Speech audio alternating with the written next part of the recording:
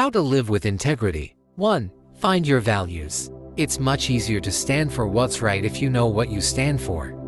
Integrity often starts from figuring out and defining your values. There are many ways to go about this.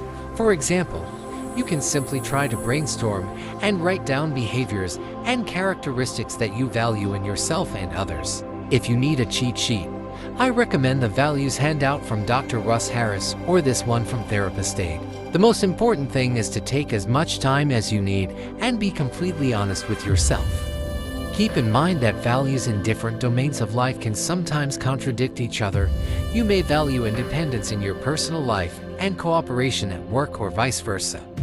You may also find that your values don't entirely align with those of your loved ones or role models. Don't be discouraged if these things happen. You're working out your own values, not someone else's. 2. Make conscious decisions. A large part of living with integrity is acting with intent.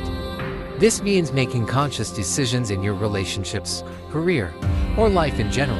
When we're unsure of what path to take, we tend to postpone making the decision until the decision is made for us. This can apply to small, inconsequential decisions like where to have dinner. I can't tell you how many times I've gone back and forth between two spots until one of them closes, and I'm only left with one option or two bigger, more important things like relationships. Small choices are a good place to practice conscious decision-making. Take the time to weigh your options and make the best choice you can with the information you have. In retrospect, it might turn out to be the wrong choice, but we can't see the future. Living with integrity means making choices that are yours, no matter how right or wrong. 3. Strive to be honest with yourself and others. We've all told a white lie every now and then, and there's nothing wrong with that.